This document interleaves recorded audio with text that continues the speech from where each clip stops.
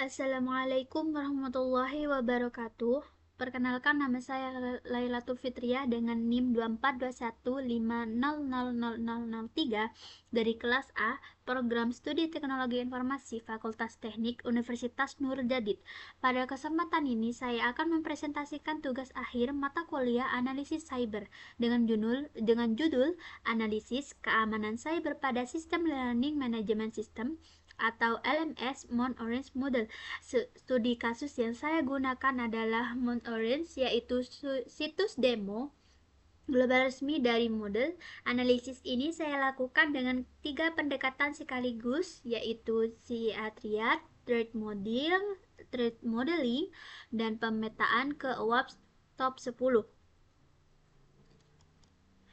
Masuk ke bagian latar belakang. LMS seperti model ini menjadi tulang punggung proses pembelajaran daring secara menyeluruh.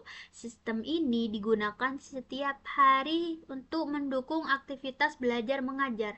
Di dalamnya tersimpan data yang sangat sensitif, mulai dari akun pengguna, materi ajar, tugas, nilai, hingga data pribadi yang berkaitan dengan kepatuhan terhadap regulasi seperti GDPR. Karena sebanyak dan sepenting itu datanya, keamanan sistem menjadi kebutuhan yang mutlak. Kalau terjadi kebocoran atau gangguan, dampaknya langsung mengenai privasi dan kepercayaan pengguna. Oleh karena itu, sistem ini saya audit dengan CIA Triad, yaitu confidentiality, integrity, dan availability sebagai kerangka utama, yang kemudian dipetakan ke kategori WAPS Top 10 dan dianalisis skenario ancamannya melalui pendekatan threat modeling. Di bagian bawah saya cantumkan juga profil singkat yang diaudit. Nama sistemnya Mount Orange Model, berjalan di platform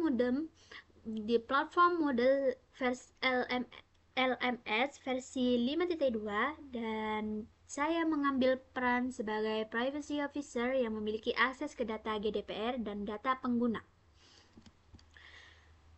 Sebelum masuk ke analisis kerentanan, penting untuk memahami dulu arsitektur atau alur data dari sistem ini. Alurnya dimulai dari pengguna bisa berperan sebagai student, lecturer, dan learning support tutor maupun privacy officer yang mengakses front-end model, yaitu halaman login, dashboard, growth, dan privacy center. Permintaan dari front-end ini diteruskan ke API atau session layer yang menangani proses autentikasi, role-based access control, dan API terkait GDPR. Terakhir, seluruh data disimpan dan diambil dari database model yang berisi data user, cross grade, dan data registry. Titik kritis pada arsitektur ini ada pada lapisan API, khususnya saat terjadi pertukaran token autentikasi dan permintaan data. Inilah yang menjadi fokus utama analisis confidentiality dan integrity saya.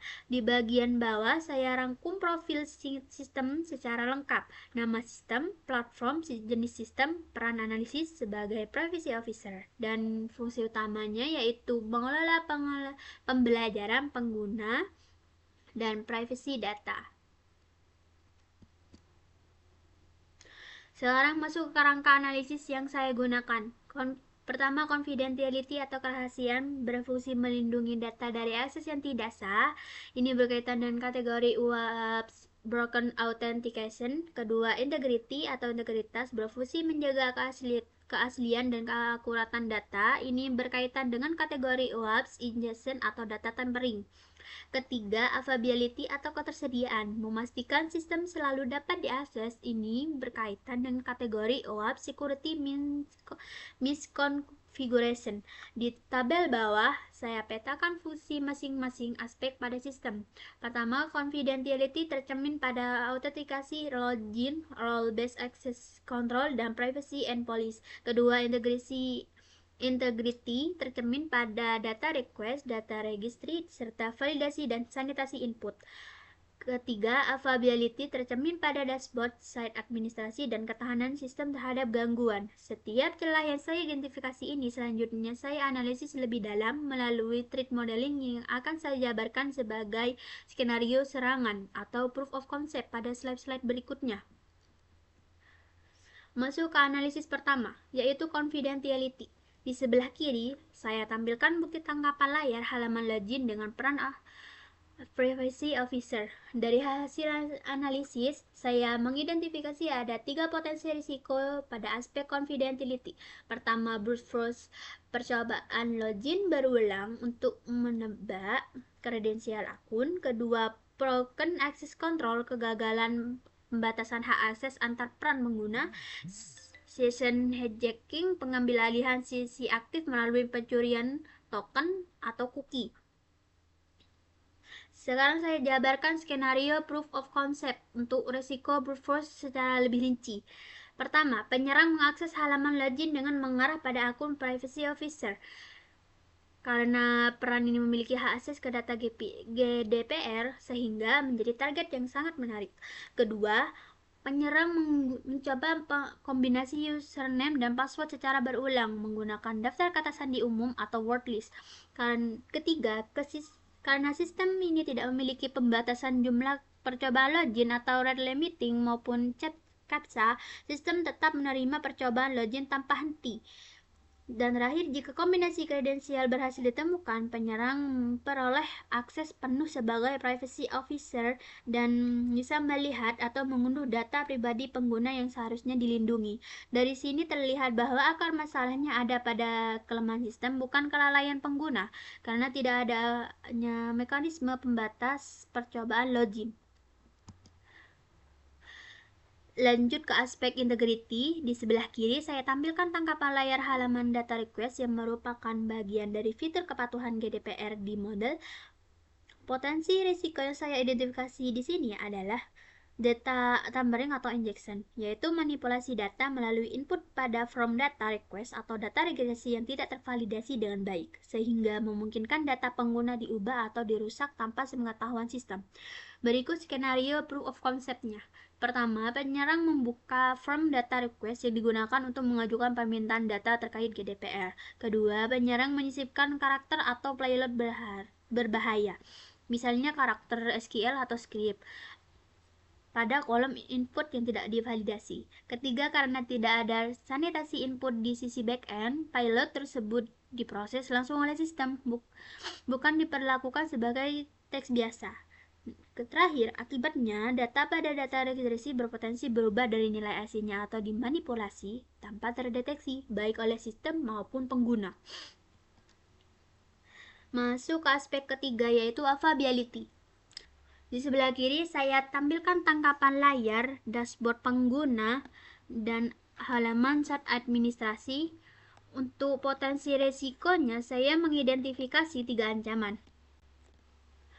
Pertama, server down. Layanan tidak dapat diakses akibat kegagalan infrastruktur server.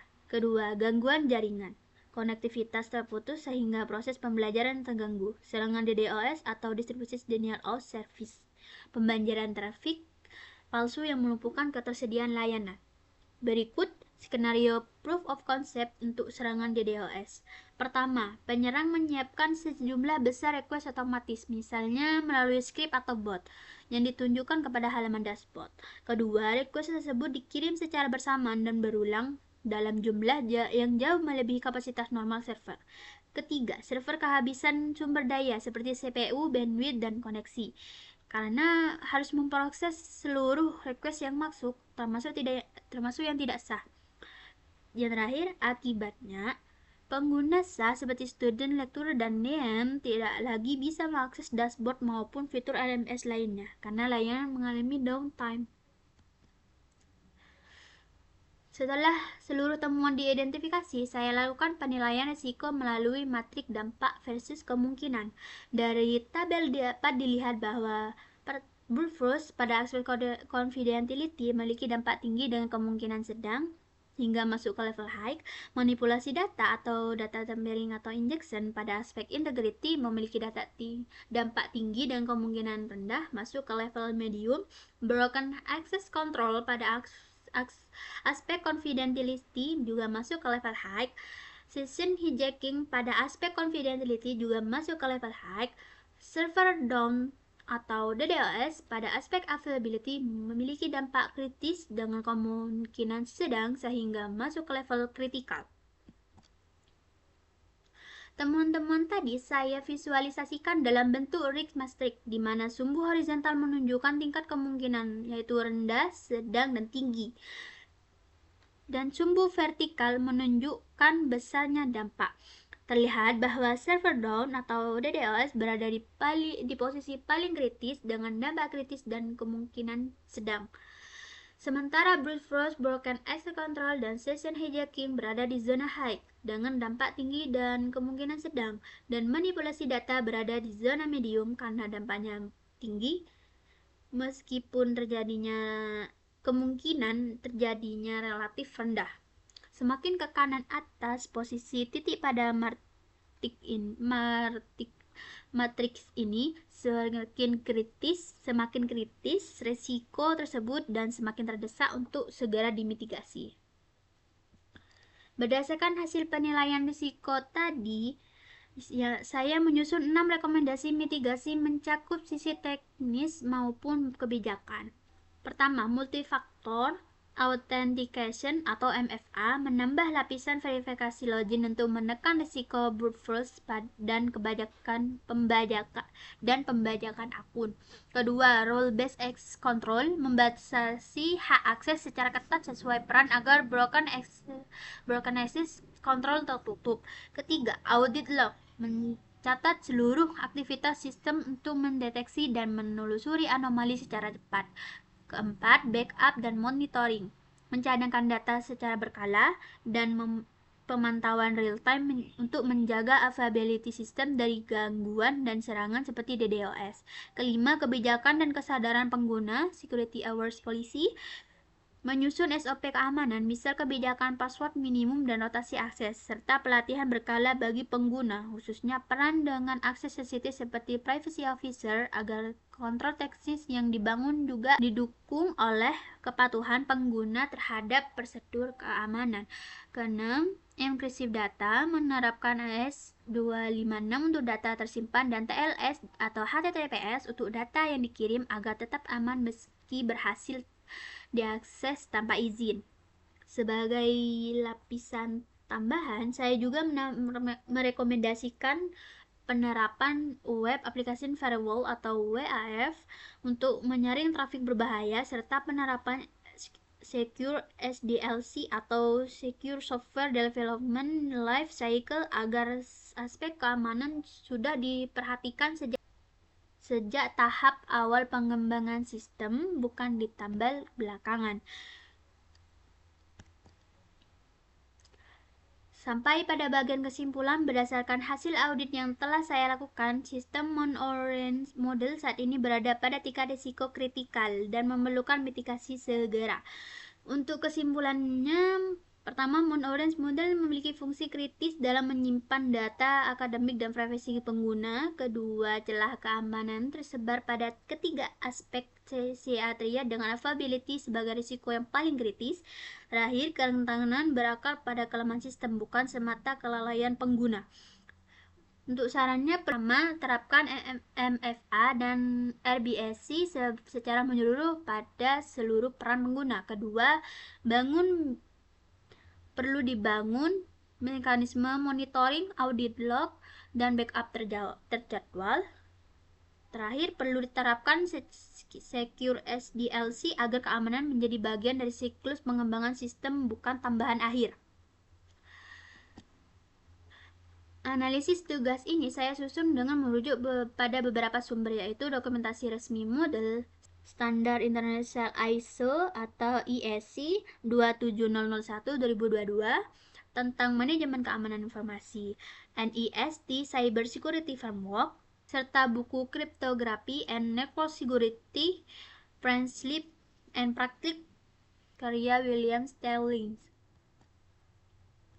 Demikian presentasi audit keamanan siber yang telah saya lakukan pada sistem Mon-Orange model menggunakan pendekatan CA-TRIAD, threat modeling, dan OWASP Top 10.